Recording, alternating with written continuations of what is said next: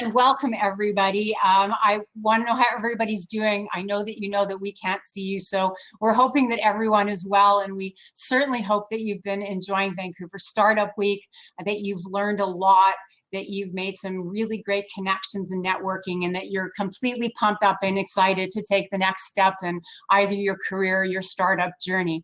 We're really glad you're here. My name is Glory, and I am the Director of Programming for Women in Tech World, and I'm also the co-owner of a Vancouver-based business coaching firm called My CEO, where we work primarily with small business and women-led startups. We're really pleased to have you here today.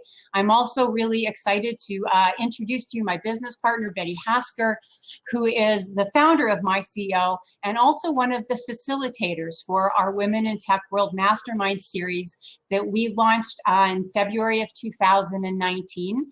And we are currently in the middle of our 6th cohort, which for us is really just a wonderful thing. And we'll talk a little bit more later about the details about our mastermind. But we're just really pleased that you're here with us this evening, and look forward to having this event and hopefully connecting with all of you again.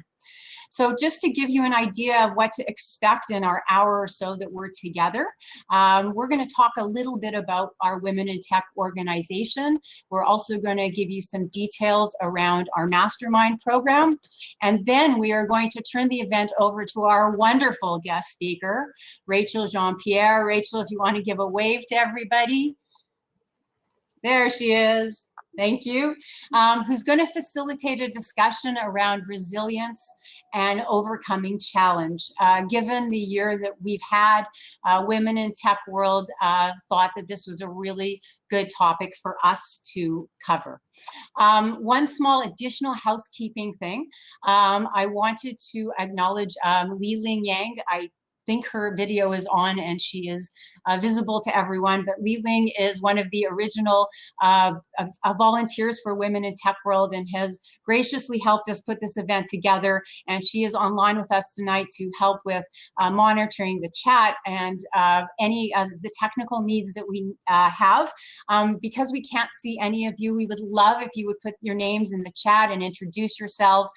We'd love to connect with you again, so don't be shy, but I also understand that sometimes on these panels or events, people want to be anonymous. But if you'd like to put your name in the chat, we definitely like to connect with you again. And we just wanted to do a quick shout out to Li Ling to thank her so much for helping us with this event. So to start off, a little bit about Women in Tech World. Women in Tech World is an entirely volunteer-driven organization. The organization was founded in 2016 by our CEO, Ali Close. The reason that the organization was founded was Ali, early on in her career, was in the fintech space. And she looked around and was really confused why there were no other women or very few women colleagues around. She also noticed that there were very few women in leadership positions, and she really wanted to know why. And it was the why, it was that question that was actually the impetus for the very first initiative that Women in Tech World undertook, which was an event called Driving WinTech. And Driving WinTech was a cross-Canada research tour where we visited 52 communities, we had 52 community conversations from Vancouver all the way to St. John and even up to the Yukon. The purpose was to collect information on real lived experiences of women in the tech sector as a means for us to find a way to support and educate this very, very key demographic. The primary research questions that we asked were, who are Canada's women in tech? What are the challenges and successes experienced by this demographic? And what are recommendations for creating more gender diverse and inclusive technology communities across Canada? The goal for us was to find out what was working, what wasn't working, and what we could do as an organization to bridge the gap in between. The culmination of this research was released as Canada's Gender Equity Map. This qualitative data, stories, and experiences of the women in tech came from us listening to and hearing over 1,600 voices at 30 communities across the country. And as far as we are aware, this is the first time that so many community members came together to create actionable change. It's a testament to our incredible community of Driving WinTech volunteers. We had over 170 volunteers from coast to coast. We had in excess of 100 partners and sponsors, and literally thousands of community members and participants that collaborated to make this possible for us and for us to create the research that we needed to be the most effective that we could as an organization supporting the women in tech community in Canada. The Gender Equity Roadmap, which I just mentioned, is downloadable on our website, which is womenintechworld.com. And I really recommend that you download it and take a look at some of our findings. There's some really interesting information there. Additionally, what we, of course, realize, and I'm sure that everyone understands, is that every center and community has their unique set of challenges and opportunities and wins and support systems. And you can imagine the needs and particularly potentially the resources required from somebody in Vancouver may be very different than somebody in Winnipeg or somebody in the Yukon or somebody in, in St. John or in Toronto. And for that reason, we also created some regional playbooks, which pulled from the data all the very unique experiences by region. And we have also published those as well. So definitely please go to the website and take a look. If you're involved in gender equity, diversity and inclusion, any of those really important initiatives that are taking the world by storm finally, I really recommend that you take a look at our data to really see what some of the things that the women were speaking about across the country. One of the main things that we learned is that regardless of age and regardless of experience, women by and large were looking for community and support. They were looking for their own board of directors, their own group of business best friends. And it's from that that the Mastermind series was launched. And we, my CEO, were extremely honored to be asked to facilitate the cohorts. So a little bit about the Masterminds. The Masterminds run for 6 months at a time. They are meetings are once a month from 2 to 2.5 hours in duration, depending on the conversation. We had a mastermind the other night that ran 3+ hours. The conversation was so robust and there was so much going around that nobody wanted to get off the phone.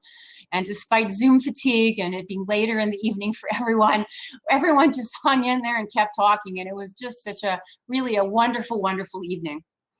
Every meeting has a bit of a set agenda, in that we do a check-in, so everybody gets an opportunity to tell us what they've been up to for the last month, their wins, their challenges, what resources they need, maybe some stucks that they're having, and what can the group do to help them.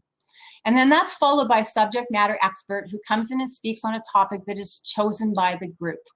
So one of the things that's unique about our program is that we don't decide what the topics are going to be. The participants in the group decide what the topics are going to be. Betty and myself as facilitators are really there more as admin. We make sure that the meeting invitations go out, that the conversation flows, that everybody gets an opportunity to talk, that the tech works. And then, of course, the other piece is to find the subject matter experts to bring in order to facilitate the masterminds.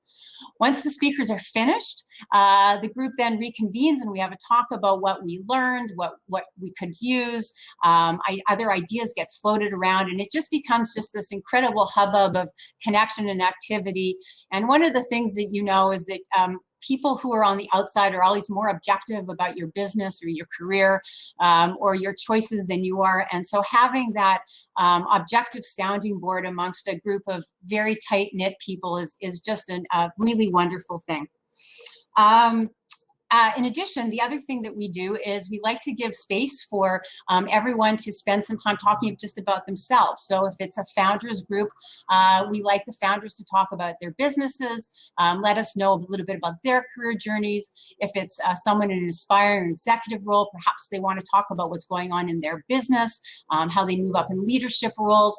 There's no topic off limit, and we do like to give everyone the space to be able to tell more about themselves than what we can just find just in a general check-in at the beginning of the day.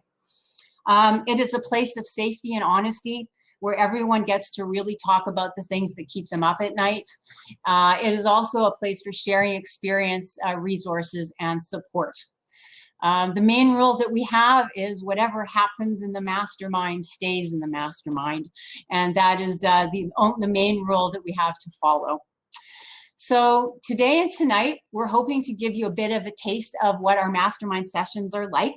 As an FYI, our groups will never be larger than 8 people, and with a minimum of 6. We found that that's really the best amount of people to allow everyone an opportunity to participate and to talk and to have their voices heard.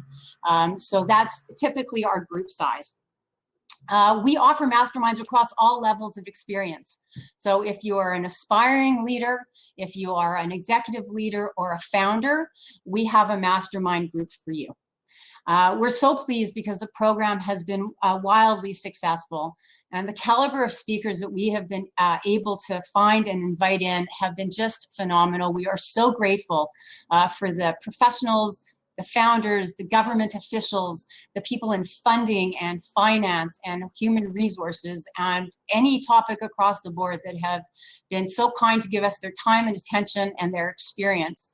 For us, the best part really is that most of the groups stay together and stay connected even after the cohort has ended. They stay together via Slack or WhatsApp. And for us, that really is the most important piece, and it also provides proof of concept. So we're really, really pleased with the program. Our next cohort is launching in November. So if you would like to learn more about the masterminds, please log on to the website. Again, all the information is on the Women in Tech World website. So it's womenintechworld.com/masterminds. And if you'd like more information and would like to connect directly with either Betty or myself, please go ahead and do so. We're more than happy to connect at any time. You can reach us at Betty at myceo.ca, which is BETTY at myceo.ca, and I'm Glory, GLORIE, at myceo.ca. So please feel free to reach out to us at any time, and we'd love to tell you more about the program and talk a bit about, introduce you to past participants.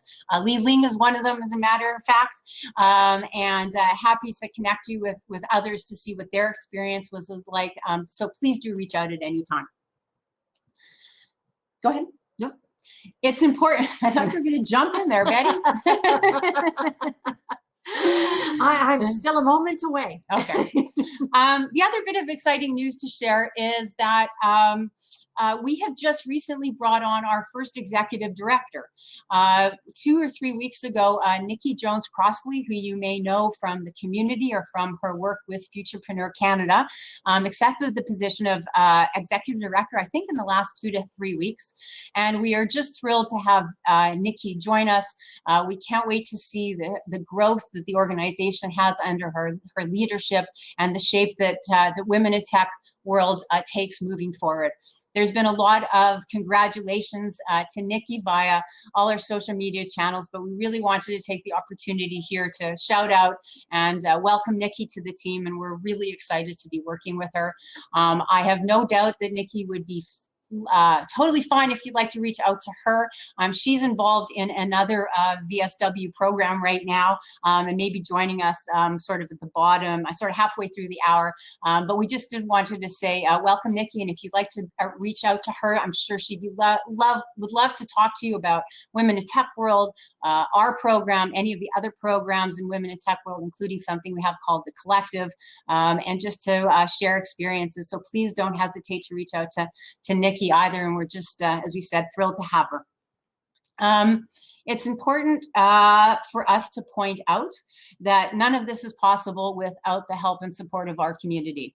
So to that end, we'd just like to take a moment to thank Dr. David Harper and the Discovery Foundation in BC, who generously has supported our program this year and has allowed us to keep the program going. One of the most wonderful things about the funding is that we were able to launch a founders mastermind in response to COVID. We felt that that was a community that really needed the support at this particular time. Many of the founders have had businesses that were under, 2 years old, 18, 24 months. Many launched right before COVID, a couple launched during COVID. And we very much wanted to provide support and that community for the founders. Through to the generosity of the Discovery Foundation, we were able to supply that through scholarships, providing the masterminds at a really greatly reduced rate. We thought this was important too. Many founders have never gone through recessions, and as an entrepreneur myself that has gone through 3, there was definitely some very unique pieces to this one that we wanted to address. So again, grateful to the Discovery Foundation for allowing to continue to serve our wonderful startup community in such a meaningful way. Other sponsors we've had along the way, we want to shout out to Clearly, which is the online retailer for eyeglasses and contacts and sunglasses, who generously supported us last year and the year previous, and also to Microsoft, who gave us their retail location in Pacific Center after hours, obviously pre-COVID, where we launched a different founders mastermind. And again, we can't do this without allies and advocates and supports of our community, and we're really grateful to everyone for their support and for their dollars. And we just hope to keep the program going forward. So thank you again. So speaking of community support, what we are really here to talk about tonight is resilience. And straight up, resilience is one of my favorite topics, probably because I rely heavily on my well of resilience during a myriad of challenges, whether that's in my career or in my businesses or in my personal life. 2020 has been an extraordinary year in many ways. And we really wanted to address the resilience piece. So without further ado, I'm going to hand it over to Betty, who is going to introduce our wonderful guest speaker.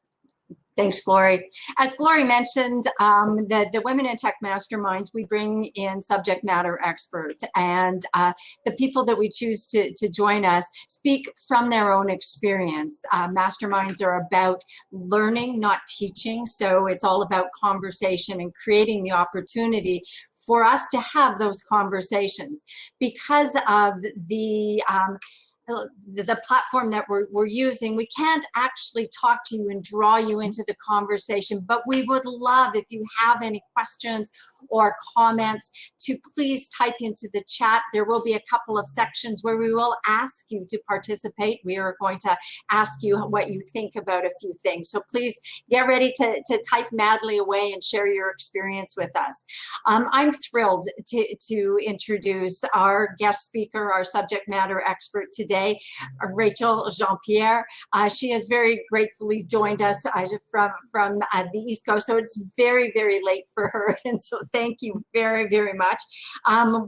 Rachel is going to share her journey of resilience with us, and from that, I'm sure all of us will come away with some nuggets of things that we can do. Before I let Rachel take over the entire space, the first thing that I'd like to do is just share a little bit about Rachel and her experience.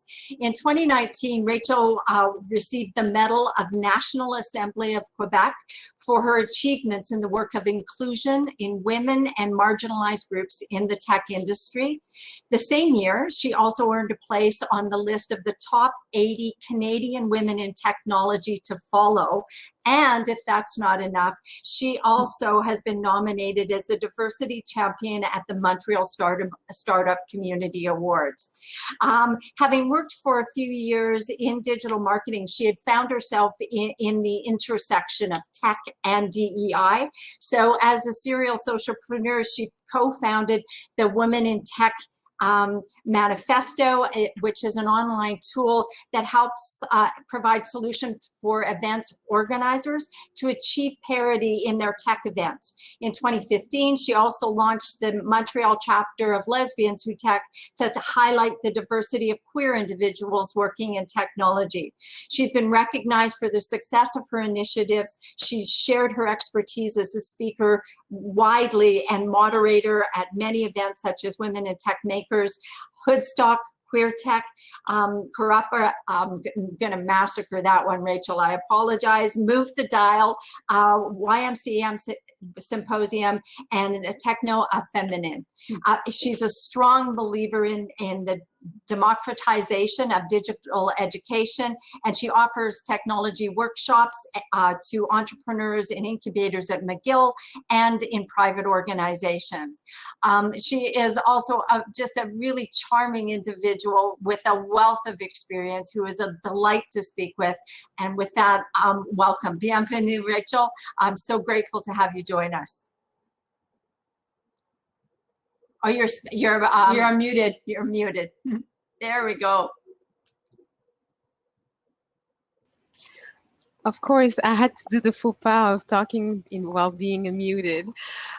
Thank you so much. I feel so touched by this this introduction. Everybody that's on the chat, feel free to as we say, as my cousins say from the state, feel free to holler at us. So again, I'm feeling touched and I feel privileged and honored to be with you guys today at being part of the Women in Tech World community and collaborating with my CEO.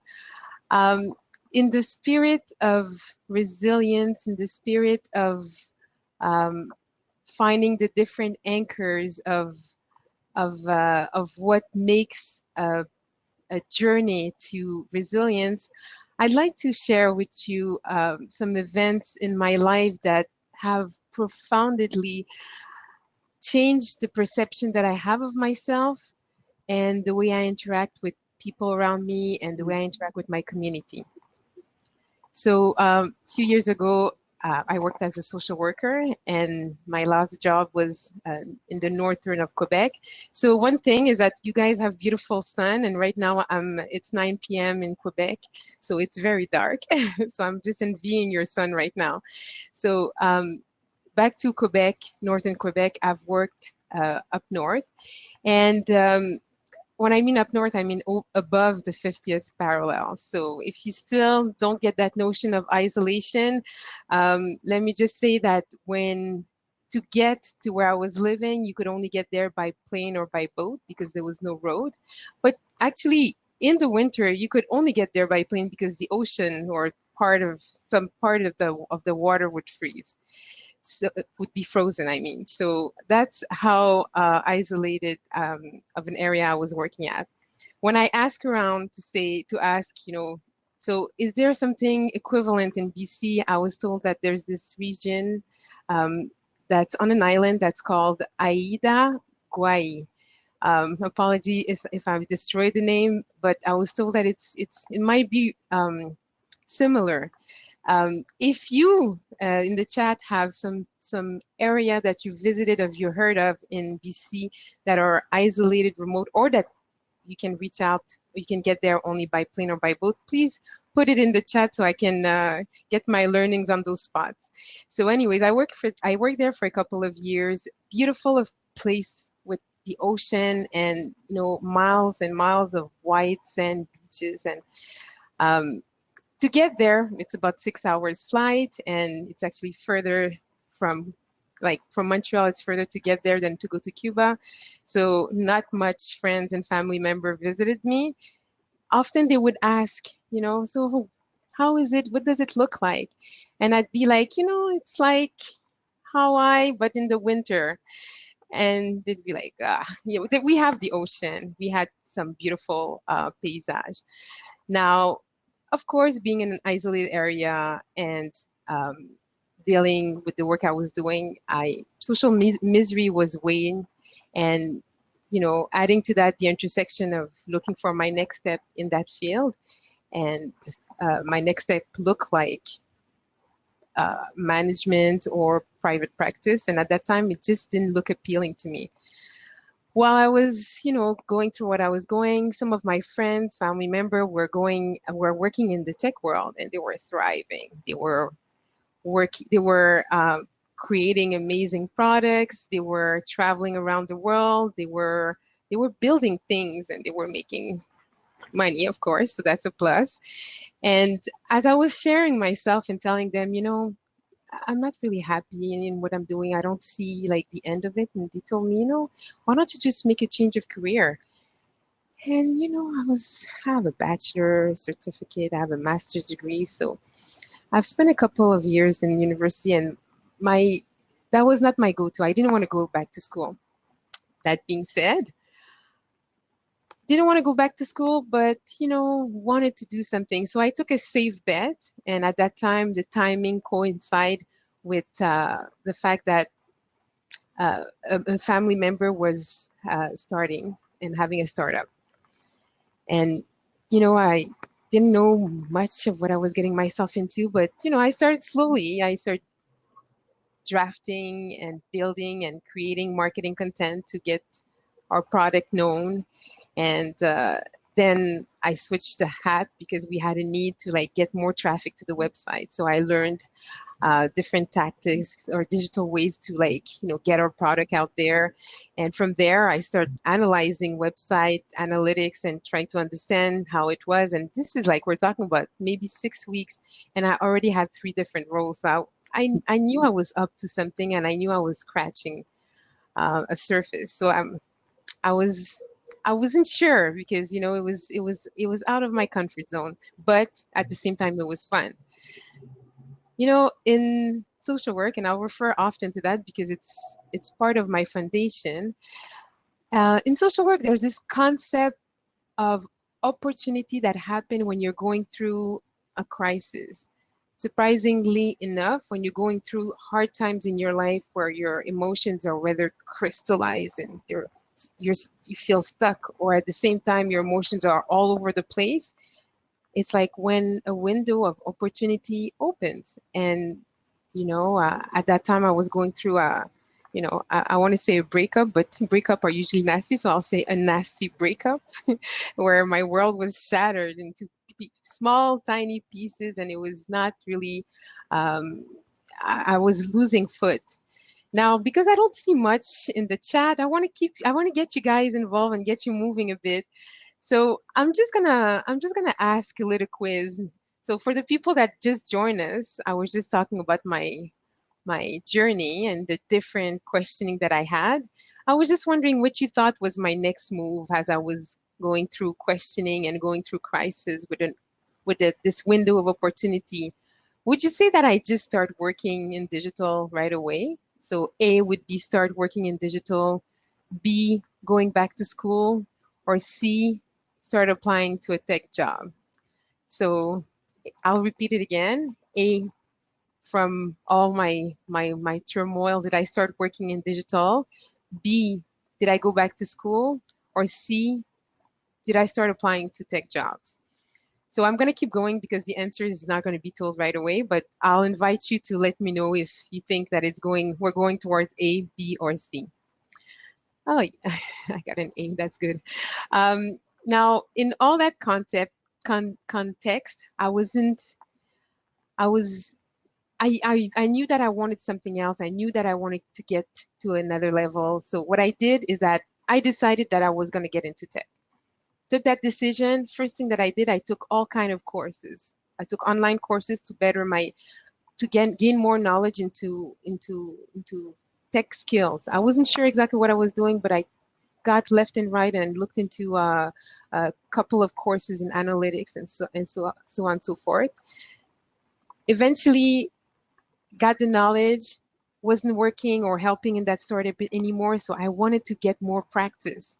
So I have a couple of connections in the nonprofit organization world because I worked in the community sector. So I approached them, and that was my little experience of pitching, learning to pitch, where I'm pitching my services. And as I'm pitching, it's not really clear. And as I'm building up, eventually I realized that there are online publishers that are offering a grant to nonprofit organizations that have a charity number. So my pitch grew slowly but surely. Eventually, I was offering 120K for digital campaigns that were managed for free by me, and eventually 3 companies picked up and said, you know what, we're not spending any money, we're not losing any money.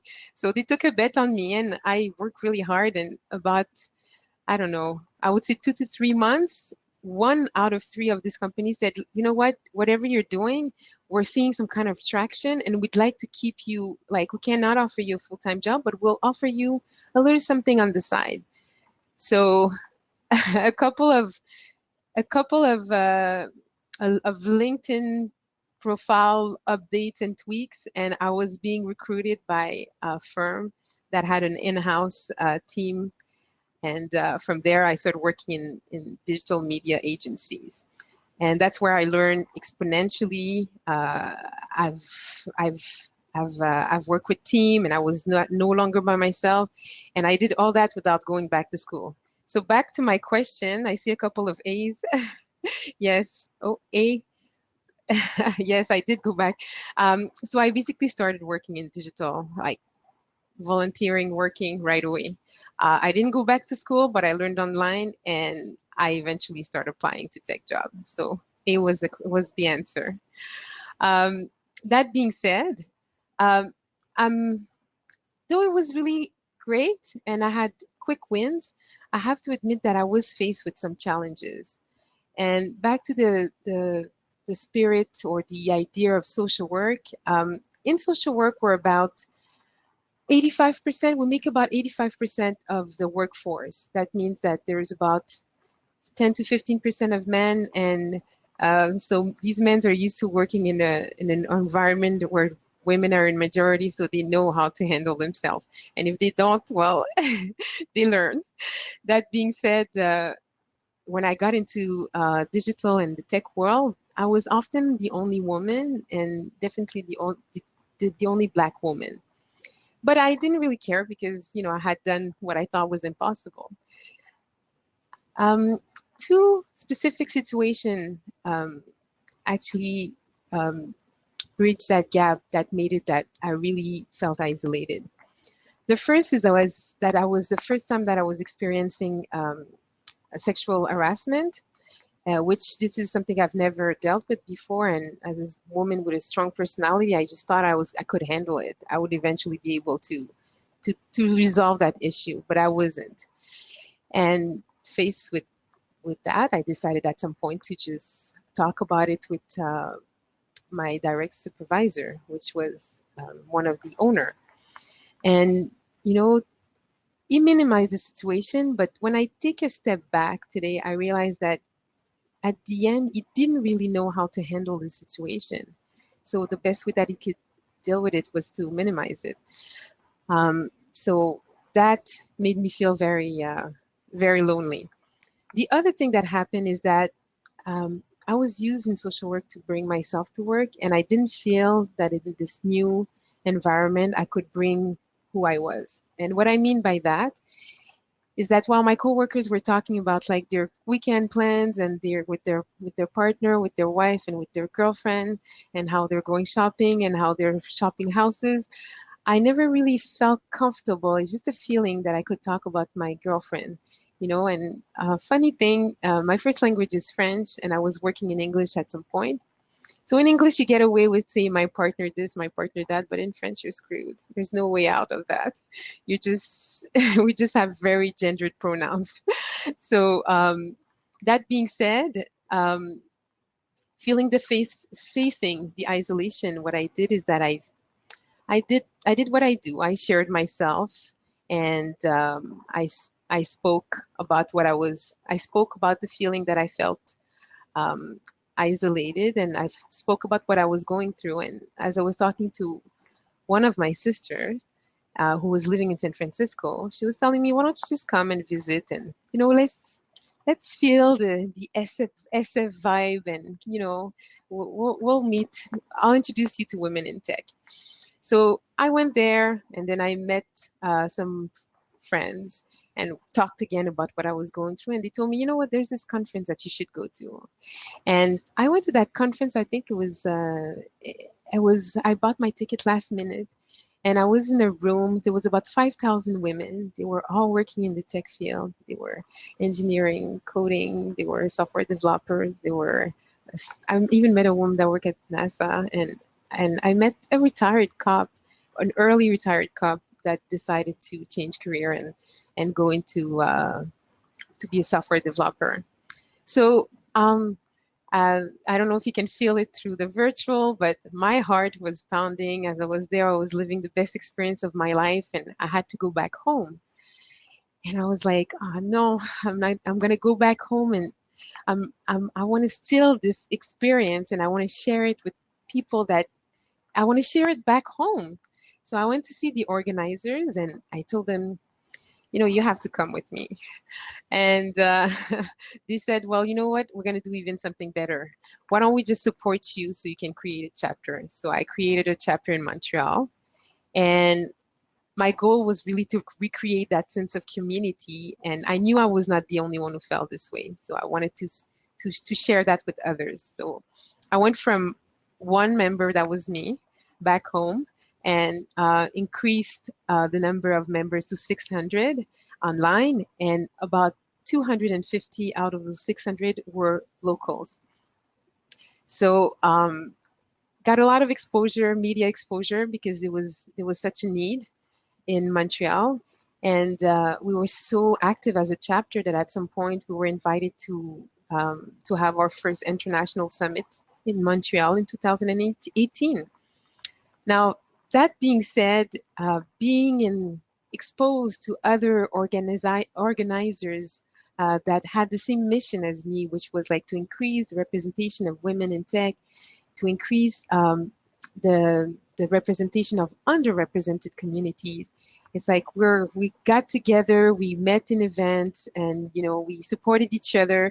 And at some point I met this group of women, 6-7 women, and we were all kind of frustrated because we had done this, but we wanted to do more. We wanted to increase, or we wanted to do something. We wanted something tangible.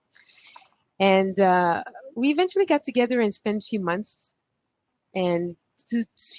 thinking, talking about the how-to. And we spent a few months discussing, fighting, laughing, challenging each other. And this thing was, we needed to make it more concrete. So at some point, we hit we just need to start small. We started a nonprofit organization, and the starting small was to get a toolkit for organizer of tech event to foster an environment that is welcoming for women, so they could increase their attendance. That was one thing we did. And at the same time, the other thing that we did is that we developed a list of resources of women that are expert women or women identify women, a list of experts in their field so they can be on panels. And that tool is still available. It's online, and it's called the Women in Tech Manifesto. Now, where do I want to bring you with my long story of different experiences? I think it's important to highlight, one of the things to mention is like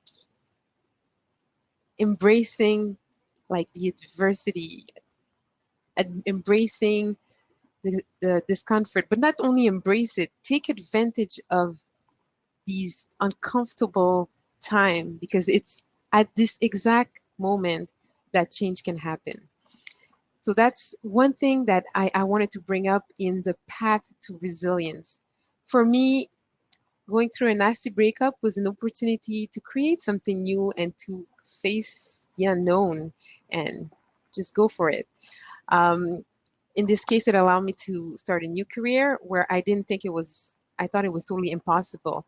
Like, sometimes the possible happens, the possible happens in the impossible. The other thing that I you've realized that I might have mentioned often is the sharing. Share yourself through good times, but share yourself through bad times too.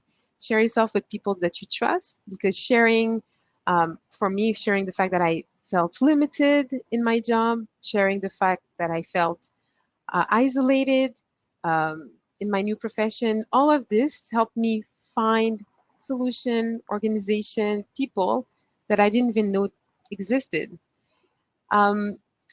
Lastly, share yourself in good times. So when I found that organization that was, my heart was pounding, and I didn't feel alone anymore. I wanted to share that. It was quite close to being selfish to keep it to myself. So I said, yeah, when something good happened to you, just share it with others.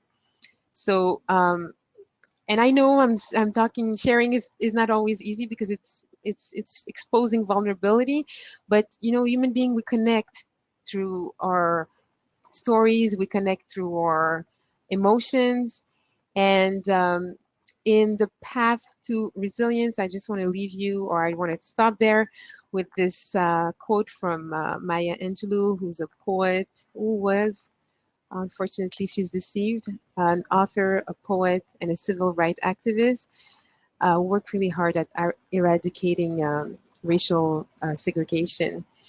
She has a famous quote, which is like, people will forget what you said, people will forget what you did, but people will never, ever forget how you made them feel. So this is my personal path to resilience, which I wanted to share with you. Thank you, Rachel. We'll first, before open up the chat, if anybody has any questions or any experience that they would like to share. Yes, Li-Ling, it's a beautiful story, Rachel. There's a few things that really spoke to me, but I'd like other people to have an opportunity to jump in if they have any comments.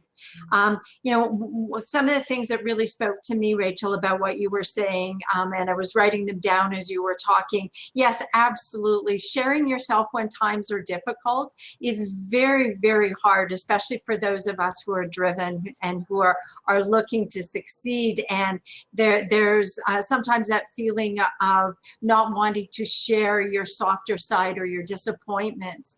And I think when you have the opportunity to do that, reaching out and sharing what's really going on for you, it gives you the opportunity to really develop your community. Thank you, SD. The other thing that I noticed as you were speaking, it was also about seeking out your community and surrounding yourself with the people who had the same drives and experiences as you do, and starting small but building on that community and following your passion. And I love your comment about embrace the discomfort. I know it's such a cliche, but it's like, it's true. It's like when you're in, it's like nothing is possible, but when you take a distance, it's like, wow, it's not easy to I would say to tame the discomfort, but I'm pretty sure if everybody goes through like some of the things that happen in bad time, there's always, and I'm talking about like, I'm talking about life event. I'm not talking about heart trauma. I'm talking about life event that, you're faced you're faced with sadness. It's crazy. There's a lot of things that happen, but we always have to take that step back. Yeah. Exactly. Yeah, and in sharing your experience, your disappointment, or in some cases what we're looking at as failure, which is one of those tossed about words so much, in sharing that, sometimes it helps to frame it in such a way so sometimes it's not as all-encompassing, or sometimes in talking to others about it, with them sharing their experience, you can begin to draw from how they handled situations and use the tools that they have developed to help you move through. What was the biggest learn about yourself as you were going through this, Rachel? I think I'm coming from a background where I never failed at anything. So when I start failing, it was like, and I don't know, like I can't compare it to anybody else, but I came from a background where everything that I would do was just work, and I would just, I went to the best school, and I was privileged, and taking this path and this path that I know, but once I got out of that path, it was really scary. So back to your question, you said, what is it that I learned about myself? Oh, I learned that I learned that it's also I was scared at first to share myself, but I just realized that, for example, like when things happened recently with the pandemic and, being this strong woman that I am, I realized that, being so strong makes it that we're the least one to ask for help, and we're the least one to share with others. So one of the things that I did, I said, I picked up women that are like me, and I just shared my vulnerability, and they all came in. And I was like, what I learned is that I can connect with people through through empathy, but through my own stories. Like I cannot force people to talk like I did in my previous career, but I can get them to talk by sharing about myself. So if there's someone who's going to throw herself in the water first, it's me. So I learned that about myself. Wonderful. Thank you. That's a great answer. One of the things I wanted to add, Rachel, and thank you so much for sharing your story and your experiences and being vulnerable tonight on this panel and with the wonderful Vancouver startup community. We go back to that word failure, which is such a loaded word for people, and the vulnerability side of it that you've already spoken to, and the rest of those pieces are so relevant. And my feeling about that is, my favorite line is, there's no failure, you either win or you learn. And I think that that's really true. And whether you learn about yourself, or you learn about others, or you learn about people around you, or scenarios, even though, you need to, as you said, I'm checking Betty's notes, embrace that discomfort, which is sort of like leaning into a sore muscle or a pain. There's so much that can come of it. And when you come out the other side, it's really quite a remarkable thing. And when you follow that journey, it's really cool. Most definitely. I think the concept of failing or learning, I think it moves in time. Like, for example, when you're going through a situation and it's happening to the second, it is a failure. But when you take some distance, there's something to learn from it. As like the example that I gave you, when my supervisor could not handle this, and I'm like, he's such a bad supervisor. And then when I take a distance, I'm like, oh, he probably didn't know how to handle this. So I think it's a matter of perspective through time. But yeah, I know we don't like to see failure, but I think when it happens, it's definitely failure. Absolutely. At the time, sometimes it can feel world crushing, right? Like getting up the next day is going to be impossible. But drawing on that well and allowing yourself the moment to feel, I think is a really important thing to do as well. Does anybody else have any questions or want to jump into the conversation? You will have to add it into the chat, but we'd love to hear from you if you'd like to jump in. As we're waiting for anybody, I want to thank you so much, Rachel, for joining us. I know it's a late evening. I really, really appreciate you sharing your story with us and the other folks from the Vancouver Startup Week. We really have enjoyed meeting you and talking to you through this entire process, and really appreciate all of your time. I wanted to add in, yes. Absolutely love the quote. There's no failure, only learn and win. Absolutely. Wanted to remind everybody that we will, and I'll ask Li Ling to add the link to the spreadsheet if you can in the chat. We are starting signups for our November Women in Tech mastermind, where you do get to participate full on because of the form of hop-in. We would really appreciate it if you'd take a minute just to jump in and leave us some information in the sign-up form that Li Ling has added in there.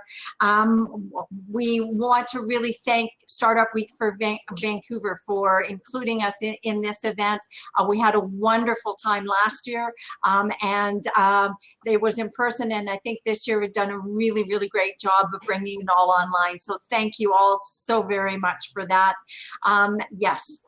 We'll do with the masterminds. This is applause. This is applause. So this is how we do the applause for everybody. So thank you all so very much. Lori, any closing words of wisdom that we'd like to share? No, I think that you've covered it. Just a reminder again about the mastermind starting our new cohort in November. You can go into womenintechworld.com/mastermind. The other thing is, since we've started this, as I mentioned earlier, our new executive director, Nikki Jones-Crossley, was in another event, and I think she has joined this one since then. So I wanted to just acknowledge and welcome her again. And we're excited about what's forward for women in tech world. And to echo what Betty said, thank you, Vancouver Startup Week, for having us.